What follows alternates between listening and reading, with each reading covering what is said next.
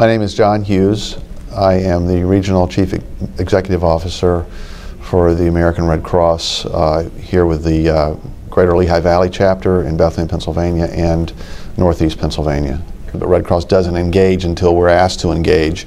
While some people think we might, but we really can't and don't go in until we're asked to go in. But our first request was that we would help with the holding center because there was a senior high-rise facility right next to the explosion.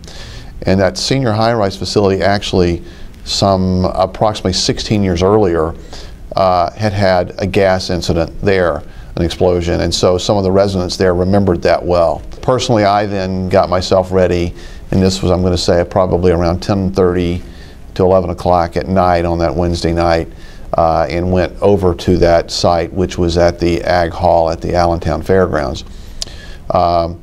Remained there for several hours where our disaster volunteers were set up, and we were working together with the local, the city of Allentown had people involved as well as the Lehigh County. So we had a number of different organizations there working, taking care of those individuals until they were being transported. It was determined that it was safe for them to go back home.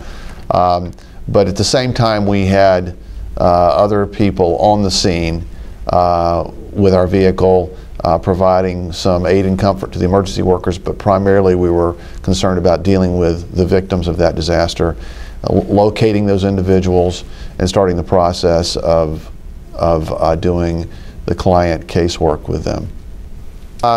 Red Cross has a very defined role in times of disaster, and our primary role is to make sure that people are safe, that they have a shelter, that they have food, clothing, those kinds of primary needs. And for anyone who had those primary needs, we were concerned about that. But also those people who were directly impacted by the disaster, those who had lost their homes or at least had lost temporary access to their homes because the homes across the street that were not directly impacted, but they could not be in their homes for a period of time. Those people needed shelter as well. So we're providing temporary housing, food, clothing, medical needs. In terms of medical needs, meaning such as prescription medications and things like that that they may have need for that they didn't have with them. So that was our primary function. People from not only around the neighborhood, but around the entire Lehigh Valley and beyond, people were engaged in helping. People were collecting food and clothing. People were making donations, cash donations. Just an enormous amount of cash donations were contributed to help in this effort to assist these individuals and these families who were affected. On Friday afternoon, as I was about to leave the office, I had a phone call from the gas company, UGI, vice president there who I knew, indicating that there might be an opportunity on Saturday to do something because they had received a call from the governor's office, and I should expect a call from the governor's office. So I thought I might get it Friday evening actually, but instead the call I got was a call at home on my cell phone from Sharon Stone, the actress. And she was calling. In fact, at first when she called and I answered, and she said, "This is Sharon Stone." And I'm thinking, like, okay, sure it is. Who knew about this, and who's pulling my leg? And then I'm listening to the voice, and I thought, wow, somebody's doing the voice really well. Realized it was her. She and her sister, actually, they're from Pennsylvania. They had heard the story, and they were just concerned about how they could help. They were concerned about kids without coats, and they've developed their own charitable foundation that they run, and they said if there's any way we can help. And then the next day I got a call from the governor's office about that, and the fact that the governor was going to be here then on Monday looking at the area and wanting to meet with us and so forth. That people were engaging, for example, churches were engaging in as a church, saying we've got to do something, and pulling together resources from within their congregation or their parish, and businesses were doing the same thing. And so groups of people were coming together, but it was groups of people who may have already had a natural affinity as in a faith-based group or a business organization or something like that, that pulled together and said, we're going to do something to help. I think this was magnified. Sure, loss of life. This was a very tragic event. Anytime there's a loss of life. But from the standpoint of the disaster itself, as far as the way we looked at it in Red Cross, in terms of the numbers of people affected directly by this disaster who were impacted directly in their living situation, it wasn't that big by our standards. And it was something that we could certainly manage very well at the local level as far as the numbers of people affected. But it was big, partly because of loss of life, but also because of all the media attention. The fact that this was captured on live TV, that the news that night was the 10 o'clock, 11 o'clock news stories were live footage of what was going on, this fire that was happening and continued explosions around it. So people, whenever they see something like that, it increases I think the need for people to do something, the desire to do something. And so I think that to say that people organized, I think the organization took a while. I think the organization that came from emergency response, emergency management groups such as certainly the fire departments and the Red Cross and other organizations that are involved in that type of reaction to disasters. As far as the citizens organizing, I think that took a little bit longer beyond, as I was saying earlier, those affinity type groups, people getting their church together or their business together and saying, let's do something and let's collect and let's help. What this event stimulated was this commitment of some individuals to take the lead in this, to keep this committee together, which I sit as a part of, to develop a strategy and a plan for how we're going to respond in the future as a community to events like this. Well, you know, it's interesting because I think it certainly played a role, without a doubt. First, of course, foremost was the television, because people that had the television on or heard about it and turned their TV on and saw it live. So that was a huge impact to see those visual. But I am certain that there were people close to the affected area that were tweeting and putting things out on Facebook immediately to let people know, like, did you hear that? Did you feel that? What was that? Those kinds of things were coming out. And for myself, I will tell you that once I got to to Ag Hall, where we had people evacuating to, one of the things I said after I got there and saw what was happening, and I spoke to Director of Communications, and I said, is there anybody here with the capability of putting this out on Facebook and tweeting this, what's going on? And one of our volunteers who helps us with that was there. And so he was right on it with his smartphone, starting to get it out from that location. So we were getting the story out. Obviously, it played a big role. So many people live in that medium today and use that for their means of communication. So it was, I'm sure, big in getting the message out. I now had to get my own account, my own Twitter account and Skype account and those kinds of things, so that I'm going to be trained and equipped to do that, because it's just something that I haven't done. I mean, I have Facebook, but I don't use it. You know, frankly, never really understood the value of it personally for me, nor took the time.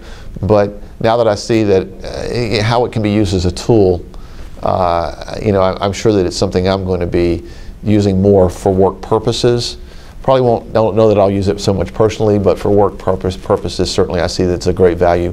And you know, and the way I say that is that I think of things that have happened around the world in recent years, tragic events such as the Japanese earthquake and tsunami, and the messages that we were getting out from there that were coming out through Facebook and through tweeting and so forth. And those informal networks were again, coming from some of those faith-based communities and some of those workplace type groups that pulled together to do things, but were not, you know, they saw a need, they jumped in, they did what they could with the need, and they felt badly about what had happened, but they moved on. And I think in most cases that probably didn't last long. I mean, as far as putting a time frame on it, it's hard to say, but you know, it's probably a couple of weeks, maybe a month. People who may not have responded initially kept seeing the need and got involved at some point. But I think probably within a couple of weeks to a month, maybe that informal network, those informal networks disbanded, and any individuals that wanted to stay engaged may have gotten engaged through this ongoing disaster response task force, or somebody who took a lead maybe in their church to say, gosh, we need to be prepared for something like this that could happen again. In terms of how the institutional memory is going to be preserved, I think today, because of technology, because of the media, and because this was so well covered, there's certainly a lot of institutional knowledge that's going to be a matter of written and printed and media and filmed record from that standpoint. I think that the fact that this group, this committee, is still together and their work is not finished in terms of the plan, is to make sure that there's always somebody who knows about it. Mm-hmm. And so that when, as people retire or move from the community, that information is passed to someone else who is here. What's been challenging is how do we activate this? Who makes the call? When do we know it's necessary? And those kinds of things, because again, disasters happen every day. We're involved in that every day, but they don't all necessarily require the type of community response that this type of an event might require. It's also important that we have citizen groups involved, and part of that involvement is training. That training needs to happen in advance. We can't wait until the disaster occurs and we have the flood of people coming forward to volunteer, and I want to help, but maybe they don't know how to help. They don't know what specifically to do, and sometimes having a lot of people around a situation could be more damaging or distracting than help if you don't have people there who really know what they're doing. And so I think having the citizen corps in place, having people who are willing to say, I'm willing to be trained, I'm willing to volunteer in times of disaster. Those things need to take place before, in order to have that resiliency ready. After the event, I think I would say when the event occurs, it's that making sure that all those pieces get involved, that we don't leave anyone out. We make sure that everyone who's a part of it, who's trained, who should be involved, is involved, and is if not directly engaged in the response, they're at least engaged at the table where the discussion is happening and where the plans are happening for what's the next step that we're going to be taking. We've been able to capture that under some other major disasters that have occurred in the past, 9/11 and Katrina and things like that, because people are aware and they're thinking, gee, I could help. And so I think we need to do a better job of getting the message out and then capturing people's attention at that point and bringing them in. And wherever it is, whether it's to work with the volunteer fire department or be on some committee, that we need to capture them when that happens and use the event to build on that. I think we need to do a better job of telling the story about what, communicating about what types of, number one, what types of disasters they should be prepared for, to make people aware that it could happen to anyone, it could happen to them, it can happen in their community. Don't be lulled into complacency.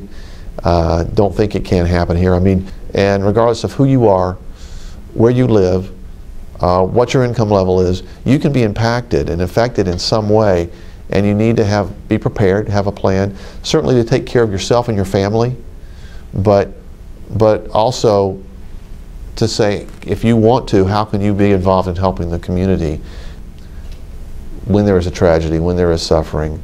The community does rally around it, and we're able to do that in an organized fashion rather than a disorganized fashion, and people not knowing what to do. They just know they want to do something.